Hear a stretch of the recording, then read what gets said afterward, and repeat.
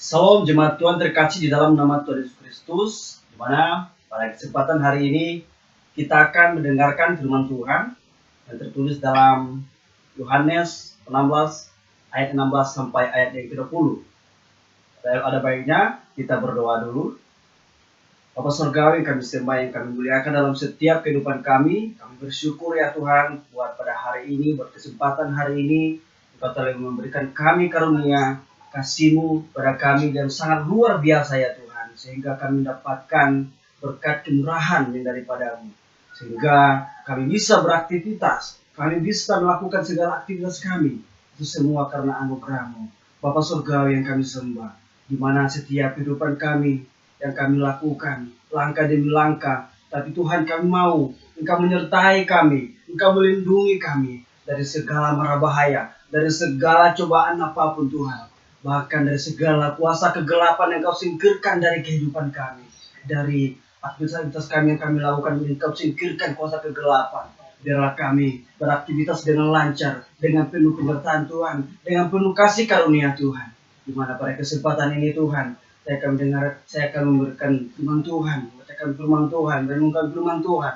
Bila Tuhan mengurapi hamba-Mu ini, Kau urapi menjadi berkat, menjadi alat-Mu, yang benar-benar menjadi alat-Mu ya Tuhan. Terima kasih Bapa, hanya di dalam nama Tuhan Yesus. Haleluya, haleluya, amin. Saudara-saudaraku yang terkasih di dalam nama Tuhan Yesus Kristus, di mana tema yang angkat di sini yaitu duka cita akan menjadi sukacita. Yohanes 16 ayat 16 sampai ke-20. Saya akan membacakannya dulu. Yohanes 16 ayat 16 sampai ayat yang ke-20. Judul perikop yang diberikan LAI yaitu duka cita yang mendahului kemenangan. 16. Tinggal sesaat saja dan kamu tidak akan melihat aku lagi. Dan tinggal sesaat saja pula dan kamu akan melihat aku. Mendengar hal itu, beberapa dari muridnya berkata seorang kepada yang lain, apakah artinya ia berkata kepada kita, tinggal sesaat saja dan kamu tidak melihat aku. Dan tinggal sesaat saja pula dan kamu akan melihat aku. Dan aku pergi kepada Bapa. Maka kata mereka, apakah artinya ia berkata tinggal sesaat saja?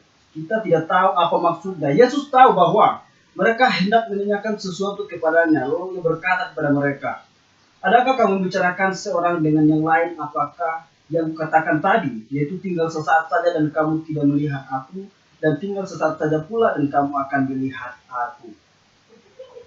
Saudara-saudara yang terkasih dalam nama Tuhan Yesus Kristus, seringkali manusia mengalami duka cita dalam hidupnya.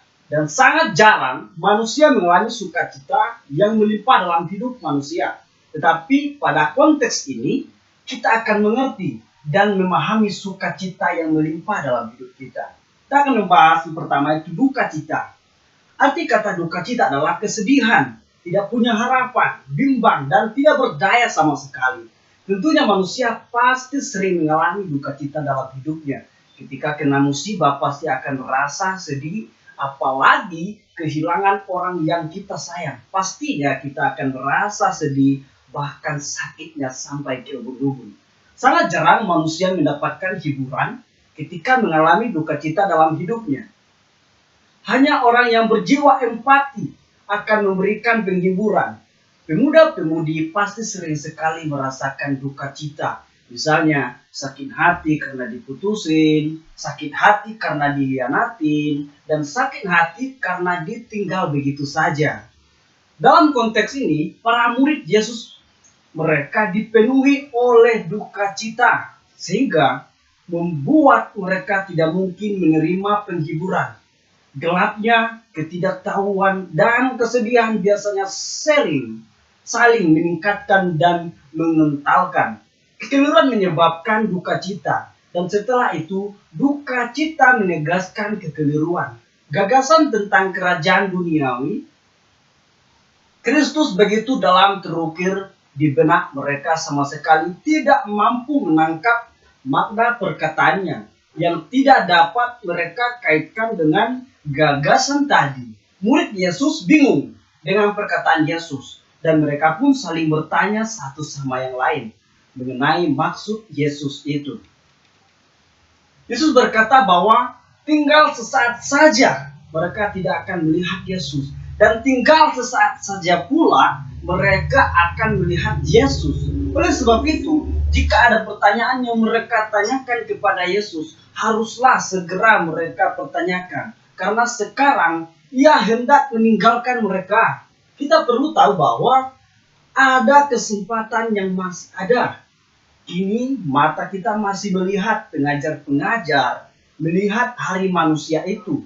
Tetapi siapa tahu tinggal sesaat saja dan tidak melihat mereka lagi.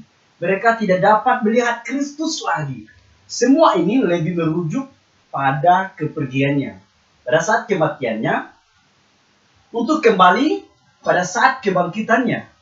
Pada saat kenaikan untuk kembali pada akhir zaman. Sebab kematian dan kebangkitannya lah yang menduakan mereka, bukan kenaikannya, dan di antara kematian dan kebangkitannya hanya sesaat saja. Tinggal sesaat saja dan kamu tidak akan melihat aku lagi. Ini merujuk kepada ketiga hari terbaringnya di dalam kubur dan juga tinggal sesaat saja pula hari di antara kebangkitan dan kenaikannya. Saudaraku, kita boleh berkata tentang pelayanan-pelayanan dan sahabat-sahabat Kristen kita. Tinggal sesaat saja dan kamu tidak melihat mereka lagi. Tidak peduli mereka akan meninggalkan mereka. Tetapi satu hal yang pasti, bukan untuk selamanya. Perkataan ini seperti mengucapkan selamat tidur untuk sahabat kita, saudara kita. Mereka yang ingin kita lihat lagi dengan sukacita pada esok paginya. Kebingungan para murid-murid bahwa perkataan Yesus itu sangat tidak bisa dipahami. Mengapa? Karena makna yang terkandung dalam pembahasan Yesus itu adalah bahwa sangat sulit untuk dipahami ketika perkataan itu dilontarkan kepada para muridnya, bahwa tinggal sesaat saja pula kamu akan tidak melihat aku. Kebingungan murid-murid begitu mendengar berita itu. Beberapa dari muridnya berkata dengan iri seorang kepada yang lain. Mungkin mereka yang paling lemah dan kurang cakap, atau justru mereka paling tahu dan rindu untuk memahami dia. Apakah artinya ia berkata kepada kita? Walaupun sebelum itu Kristus sudah sering berbicara tentang pokok ini, mereka masih juga memahaminya. Meskipun telah dikatakan harus ini, harus itu, tetapi akan sia-sia saja kecuali Allah memberikan pengertian. Kelemahan para muridnya, yakni mereka tidak mampu memahami perkataan yang begitu jelas. Meskipun Kristus telah memberikan kuncinya kepada mereka, dengan seringkali mengatakan kepada mereka dengan jelas bahwa ia harus dibunuh dan bangkit sesudah 3 hari. Walaupun demikian, mereka berkata, kita tidak tahu apa maksudnya. Sebab hati mereka dipenuhi dengan duka cita, sehingga membuat mereka tidak mungkin menerima penghiburan. Hal yang membingungkan mereka adalah kata sesaat saja. Jika ia memang harus pergi, mereka tidak dapat mengerti bagaimana ia akan pergi secepat itu. Padahal bisa dikatakan bahwa ia belum lama berada bersama mereka. Demikian pula sulit bagi kita menerima perubahan yang datang secara tiba-tiba. Walaupun kita tahu pasti akan terjadi. Yesus tahu bahwa mereka hendak menanyakan sesuatu kepadanya. Dan memang itulah tujuannya. Perhatikanlah masalah-masalah yang tidak mampu kita pecahkan harus kita bawa hanya kepada Dia yang mampu memberikan pemahaman. Kristus tahu bahwa mereka hendak menanyakan sesuatu kepadanya, tetapi mau untuk bertanya. Kristus memperhatikan keinginan yang saleh meskipun belum diutarakan sekalipun. Ia peduli dengan keluhan-keluhan yang tidak terucapkan dan bahkan telah menyediakan berkat-berkat kebaikannya sebelum diminta. Kristus mengajar orang-orang yang Dia tahu hendak menanyakan sesuatu kepadanya, walaupun mereka tidak mengutarakannya. Sebelum kita memanggil, ia sudah menjawabnya. Alasan lain mengapa Kristus menjelaskannya adalah karena ia melihat mereka membicarakan hal ini.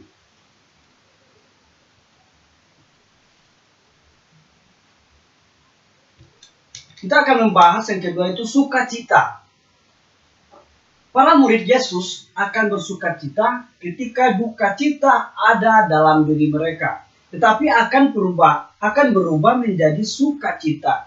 Yang duka cita akan berubah menjadi sukacita. Yesus berkata, kamu akan menangis dan meratap karena kepergianku, tetapi dunia ini akan bergembira karenanya. Kamu akan berduka cita sementara aku tidak hadir, tetapi sesaat aku datang kembali kepadamu. Duka citamu akan berubah menjadi sukacita. Namun ia tidak berkata apa-apa sebab ia melihat bahwa hal ini membuat mereka bingung lebih dari apapun. Dunia akan mengalami kegembiraan karena kematian Yesus untuk menebus dosa manusia.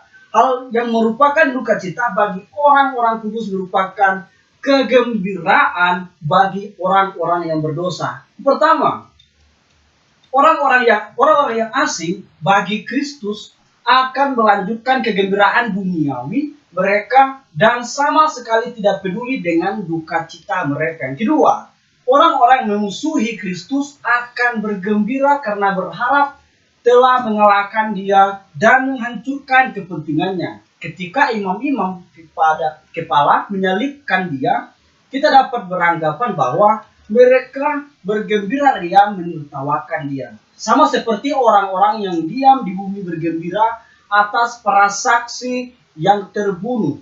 Janganlah kita merasa karena apabila melihat orang lain bersorak penuh kemenangan sementara hati kita berdebar-debar karena tabut Allah itu. Sukacita yang akan mereka alami lagi pada waktu yang tepat nanti. Tetapi duka citamu akan berubah menjadi sukacita. Sama seperti sukacita durhaka. Demikian pula duka cita yang orang Kristen sejati berlangsung hanya sekejap mata. Murid-murid itu bersukacita ketika mereka melihat Tuhan. Bagi mereka kebangkitannya merupakan hidup dari antara orang mati. Dan duka cita mereka atas penderitaan Kristus diubah menjadi sukacita. Sedemikian rupa hingga tidak dapat dikurangi dan dipadamkan oleh penderitaan mereka apapun. Mereka memang berduka cita, namun senantiasa duka cita mereka akan berubah menjadi bersukacita. Kehidupan mereka syarat dengan duka cita, namun hati mereka dipenuhi sukacita. Hal ini juga dapat diterapkan juga pada semua pengikut setia anak domba.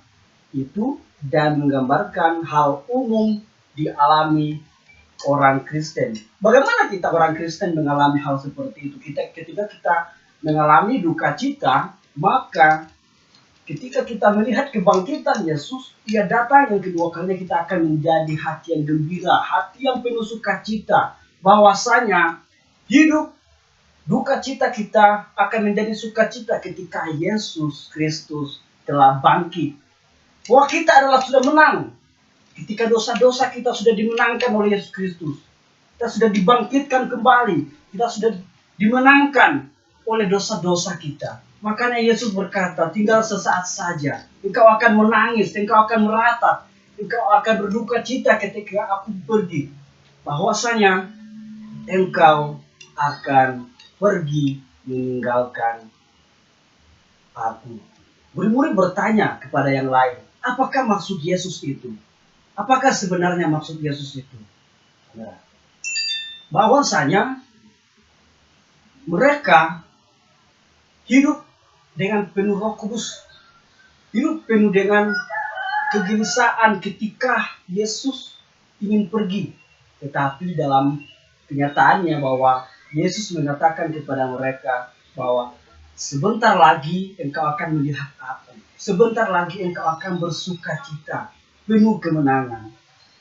Bapak Ibu saudara-saudara yang terkasih dalam nama Yesus Kristus, jangan berduka cita dalam hatimu. Ingat bahwa Tuhan telah bangkit. Tuhan telah menghapus segala dosa-dosa kita. Mari kita berdoa. Bapa Surgawi yang kami sembah, yang kami muliakan dalam setiap kehidupan kami. Kami sangat bersyukur ya Tuhan ketika kami mendengarkan firman Tuhan ini. Kami telah mendengarkan kebangkitan, kenaikan Tuhan Yesus, di mana kehidupan kami akan bersukacita kembali. Dalam nama Tuhan Yesus, haleluya, amin.